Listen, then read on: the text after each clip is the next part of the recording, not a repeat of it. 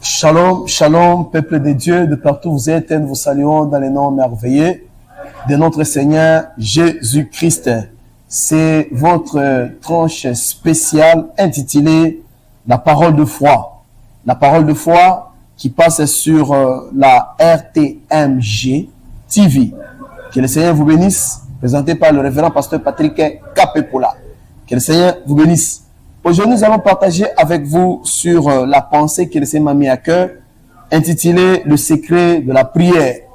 Nous voulons parler sur le secret de la prière. Et par la grâce de Dieu, je sais que vous serez bénis et je sais que Dieu va encore faire de grandes choses dans la vie de tout un chacun de nous. Que le Seigneur vous bénisse. Qu'est-ce que la prière? La prière, c'est un dialogue entre nous les hommes et notre Créateur.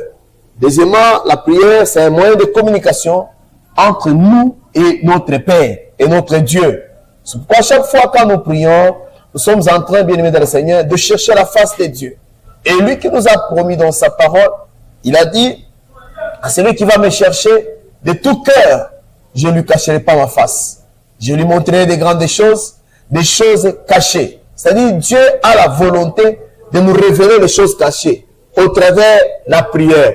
Et chacun de nous doit être un homme de prière pour vivre ce que Dieu a déjà planifié, pour vivre le secret de Dieu dans sa vie.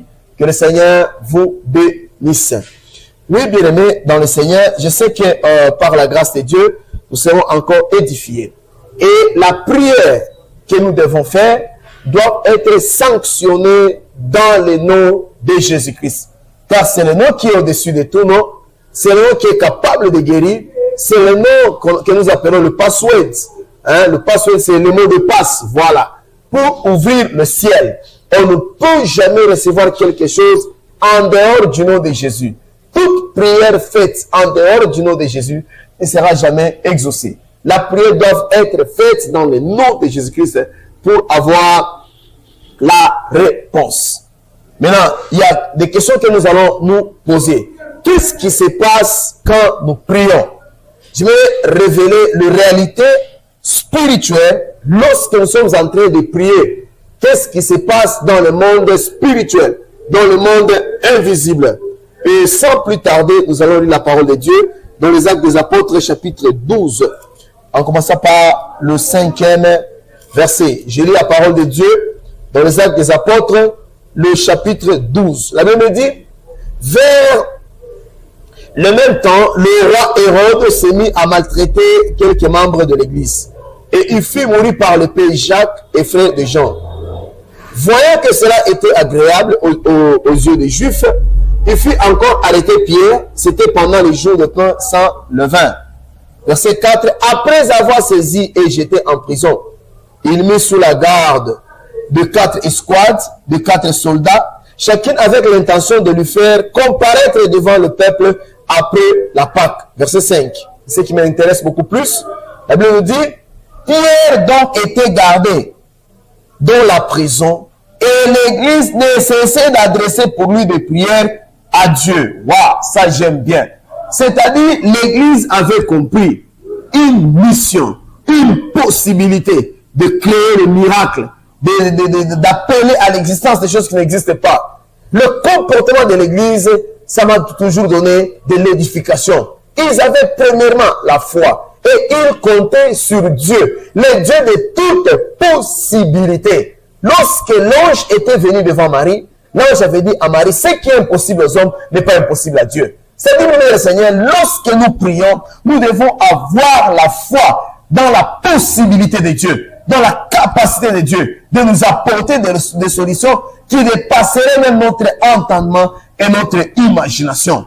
La Bible dit, l'église s'intéressait beaucoup plus à la prière. Ils n'ont pas dit que non, moi j'ai des connexions, moi j'ai des relations avec les sacrificateurs, non. Mais ils ont cherché la réponse dans la prière. Le verset 5 me dit ceci, l'église ne cessait d'adresser des prières à Dieu pour lui. C'est-à-dire, l'église est entrée en prière. Ils ont commencé à intercéder. Parce qu'au lendemain de la Pâque, Pierre devait comparaître.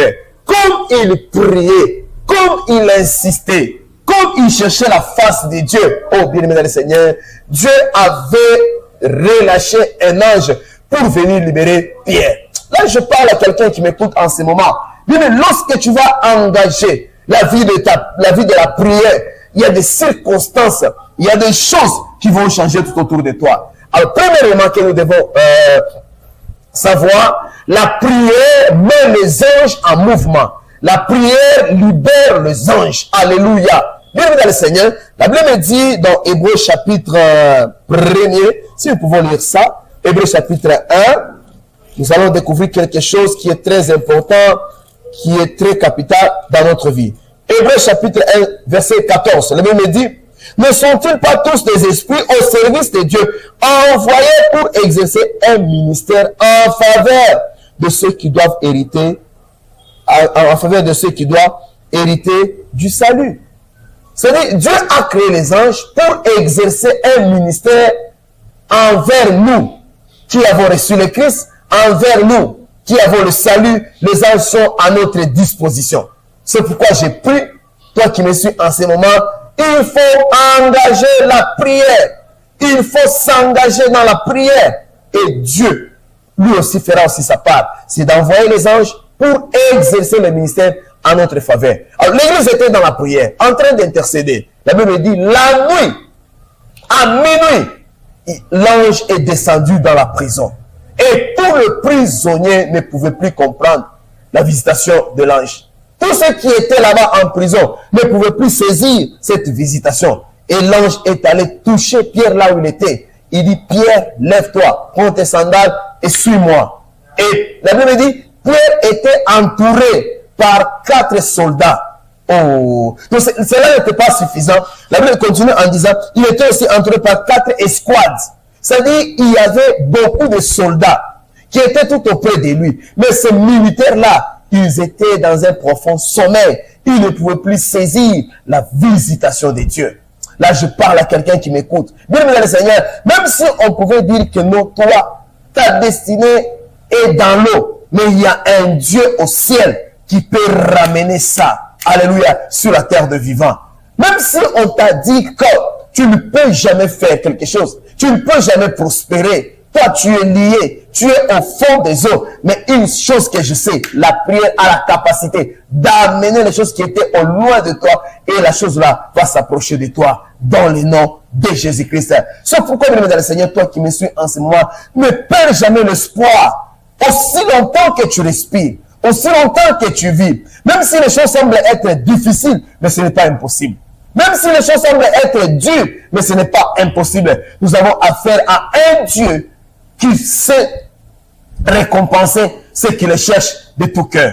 Et la Bible me dit, Pierre s'est levé, il a pris son manteau et il a suivi l'ange. L'une des choses qui m'a beaucoup intéressé, lorsque l'ange est arrivé devant la porte s'est ouverte elle-même. Et la Bible déclare, c'était une porte de fer. Mais la porte de fer s'est ouverte d'elle-même à cause de la présence de l'ange. Et là, je parle à quelqu'un qui m'écoute en ce moment. Bien-aimé dans le Seigneur, même si on a mis des barrières dans ta vie, même si on a bloqué ta destinée, même si dans ta généalogie, personne ne pouvait aller de l'avant, mais sache que la prière a la capacité d'ouvrir le porte de fer. Le porte de fer ne peut jamais résister devant la présence de Dieu. Le porte de fer ne peut jamais t'empêcher d'entrer dans la ville. Et cette porte-là, la Bible dit, c'est la porte qui a mené dans la ville. C'est-à-dire quoi? Il y a la destinée qui est préparée pour toi. Et toi aussi, tu dois entrer dans la ville. C'est-à-dire que tu dois te réjouir de tout ce que Dieu a déjà planifié pour ta vie. Engage la force de la prière. Engage la force de la prière et tu verras de bons résultats dans ta vie. Toi qui me suis en ce moment, même si tu souffres, même si les choses semblent être difficiles, engage la force de la prière. Ça va ouvrir les portes, ça va ouvrir les opportunités et tu vas témoigner le merveille de Dieu. Donc, premier élément, donc, les anges sont en mouvement lorsque nous prions. Et nous devons être bénis dans le Seigneur, les hommes de prière, afin que l'intervention divine soit une réalité au nom de Jésus-Christ. Que le Seigneur vous bénisse. Bien-aimé, à l'heure de la prière, c'est l'heure de miracle. C'est-à-dire, si nous entrons en prière, le ciel est ouvert et le miracle devient possible. Le miracle devient disponible. Nous allons lire ça dans le livre des Actes des Apôtres, le chapitre 3. Je commence par le premier verset. Actes des Apôtres, chapitre 3. Je commence par le premier verset. La Bible dit, Pierre et Jean montaient ensemble au temple à l'heure de la prière. Alléluia. Et c'était la 9e heure. Il y avait un homme boiteux de naissance qu'on portait et qu'on plaçait tous les jours à la porte du temple appelé la Belle, pour qu'il demandât l'aumône à ceux qui entraient dans le temple. Cet homme, voyant Pierre et Jean qui allaient y entrer, leur demanda l'aumône. Verset 4, Pierre de même que Jean fixa les yeux sur lui et dit, regarde-nous. Il regarda attentivement, s'attendant à recevoir de quelque chose. Alors Pierre lui dit, je n'ai ni or, ni argent, mais ce que j'ai, je te le donne au nom de Jésus-Christ. Lève-toi et marche. My God. À l'heure de la prière, c'est l'heure de miracle. C'est pourquoi toi qui me suis en ce moment, tu dois toujours avoir la foi et la conviction. Lorsque tu pries au nom de Jésus, sache que c'est le temps où le ciel va se manifester. C'est le temps où le miracle sera opérationnel. C'est le temps où tu vas vivre la main de Dieu. Et la Bible me dit, c'était à la 9e heure. C'était l'heure de la prière. Ils étaient habitués d'aller au temple chaque jour. Et ce jour-là, le boiteux s'attendait à recevoir de quelque chose. Lui, il était habitué. Il n'avait pas l'intention d'entrer dans le temple, mais il était placé devant le temple. Et les gens devaient préparer de l'aumône pour offrir à l'église et donner aussi à ce boiteux. Mais ce jour-là, comme c'était le jour, alléluia, de la visitation divine, et Pierre avait compris la configuration, qu'à l'heure de la prière, le miracle devient disponible. Et la Bible dit, il fixa le regard sur cet homme. Il dit, regarde-nous, je n'ai ni or, ni argent, mais ce que j'ai, je te le donne. Au nom de Jésus, lève-toi et marche. Et cet homme-là s'est mis debout. Il est entré dans l'église. Il a commencé à louer Dieu et il avait reçu son miracle. Par là, bien dans le Seigneur, je voulais interpeller les gens qui me suivent en ce moment. Dans la prière, nous engageons le ciel de nous visiter. À l'heure de la prière, c'est l'heure de miracle. C'est pourquoi David avait compris ces réalités. Il dit, chaque fois qu'on me dit, allons dans la maison de l'Éternel, je suis très content. Il savait que dans la maison de l'Éternel, le miracle est disponible. Il savait que dans la maison de l'Éternel, le miracle est disponible. C'est pourquoi je parle à quelqu'un qui m'écoute, bien dans le Seigneur. Sois un homme de prière, sois une femme de prière, et tu verras de bons résultats. Tu verras le shift dans ta vie. Tu verras la consolation de Dieu. Tu verras la visitation de Dieu dans ta vie. Il a dit, je n'ai ni or ni argent, mais ce que moi j'ai, je te le donne. Au nom de Jésus, lève-toi, marche. Et cet homme-là s'est mis debout. Il a commencé à louer Dieu. Pourquoi? Parce qu'il avait reçu son miracle. Gloire soit rendue à notre Dieu. Le Dieu qui exauce la prière. Écoutez ce que le psalmiste me dit dans le psaume 65, le verset 3. Qu'est-ce que la Bible nous dit? Ça, j'aime bien. Oh bien-aimé, ayez la foi. Soyez disciplinés. Soyez disciplinés. Cherchez la face de Dieu. Quand les choses semblent être difficiles, vous avez une seule opportunité. C'est de chercher la face de Dieu. La Bible me dit dans le psaume 65, le verset 3, il est dit, « Oh, toi qui écoutes la prière, tous les hommes viendront à toi. » Alléluia. « Oh, toi qui écoutes la prière. » Donc, la nature de Dieu, c'est d'exaucer la prière. C'est pourquoi il a dit, « Toi qui écoutes la prière, tous les hommes viendront à toi. » Tu as des fardeaux, tu as des difficultés, tu as des problèmes. Va à Dieu. Il est celui qui écoute la prière.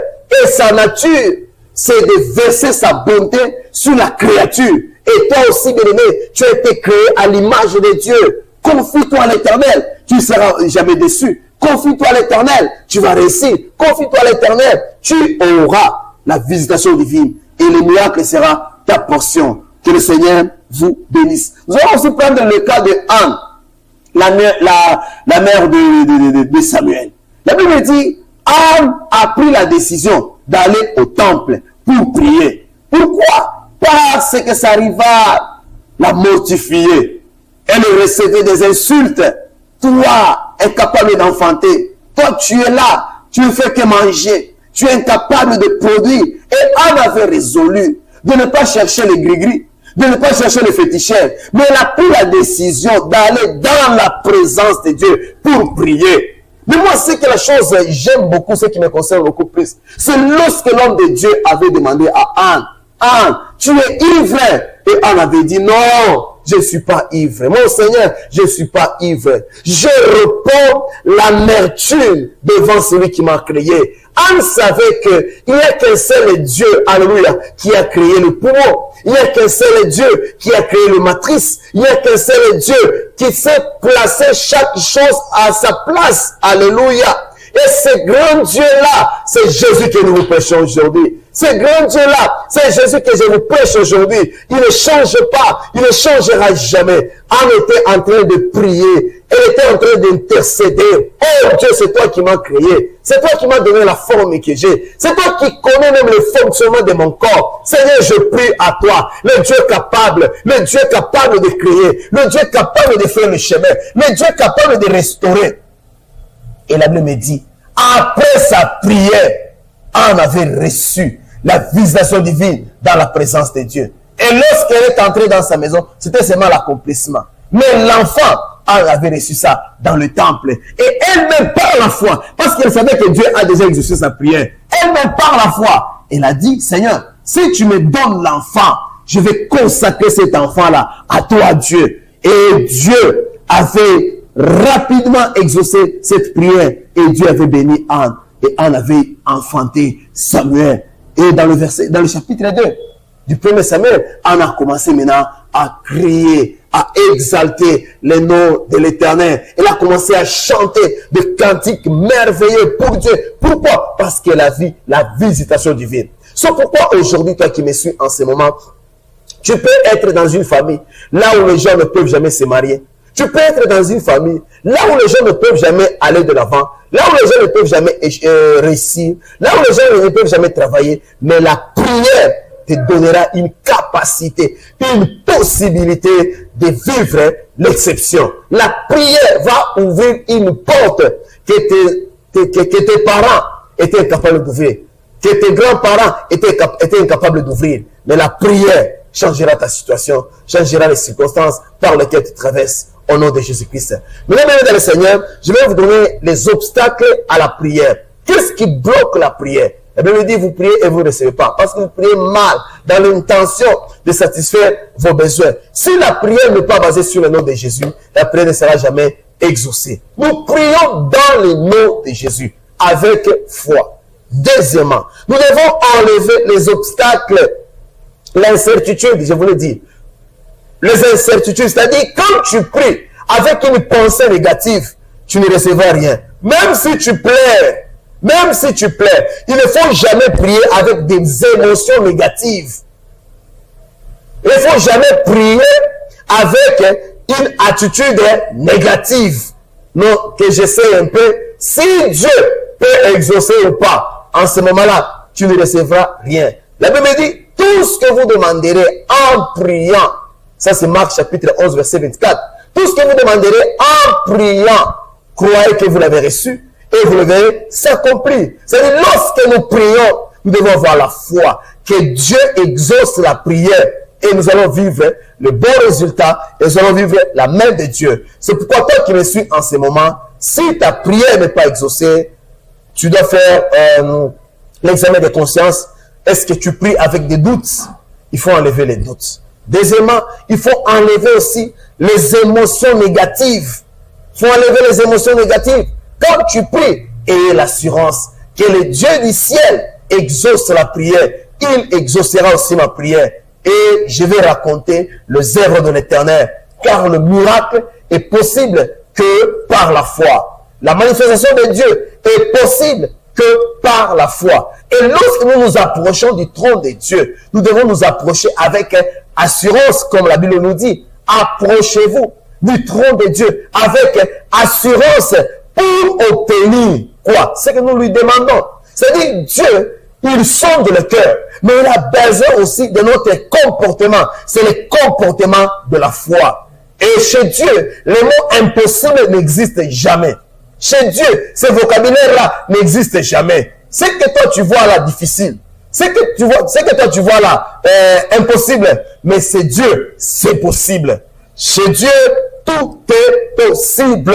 C'est pourquoi, mon bien-aimé, tu dois toujours être un homme de prière. Tu dois toujours chercher la face de Dieu et tu vas attirer l'intervention divine dans ta vie. Tu vas attirer l'assistance de Dieu dans ta vie. Tu vas attirer le miracle de Dieu dans ta vie. Sans la vie de prière, tu es voué à l'échec. La plupart des gens qui ont touché à la magie, moi je l'ai toujours dit, ils sont des lâches. Parce qu'ils n'ont pas la foi en Dieu. Et ils ne veulent pas travailler pour toucher le trône de Dieu. Dieu a besoin de foi. La Bible me dit dans Hébreux chapitre 11, verset 6, il est impossible de lui être agréable sans la foi. C'est-à-dire c'est la foi qui te donnera la possibilité de chercher la face de Dieu. C'est la foi qui fera que tu puisses gêner. C'est la foi qui fera que tu puisses veiller dans la prière. C'est la foi qui va t'amener à la montagne, à la recherche, c'est quoi? De la face de Dieu. Maintenant, si tu n'as pas la foi, il sera difficile d'attirer l'attention divine, d'attirer l'attention de notre Dieu, d'attirer l'attention de notre Créateur. Il est celui qui exauce la foi. La foi, béni le Seigneur, c'est un moyen qui nous permet d'obtenir de bons résultats de la part de notre Dieu. C'est pourquoi toi qui me suis en ce moment, tu es heureux parce que tu as écouté ces messages. Focalise-toi sur la vie de prière. Cherche la face de Dieu dans la prière.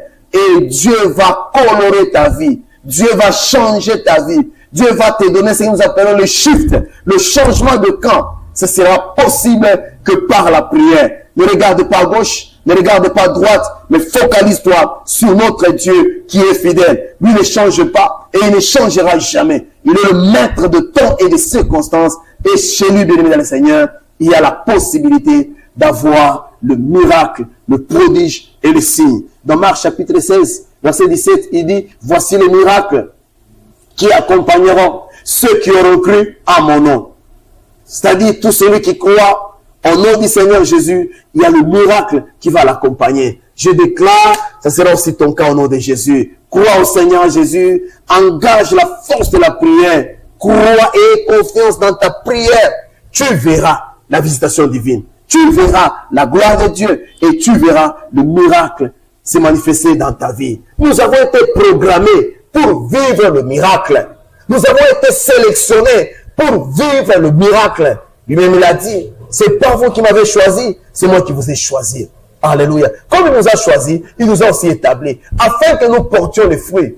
Afin que nous portions quoi? Le fruit, c'est-à-dire le témoignage. Le témoignage doit être notre style de vie. Le témoignage doit être collé à notre vie. Toi qui me suis en ce moment, je ne sais pas la montagne qui te résiste encore aujourd'hui. Toi qui écoutes ces messages, je ne sais pas quel type de montagne qui te résiste encore. Et Dieu a dit, Zorobabel, la montagne que tu vois sera aplanée. Je ne sais pas quel type de montagne qui te résiste, ma soeur. Quel type de montagne qui t'empêche de témoigner le merveille de Dieu. Est-ce que le ministère n'avance pas?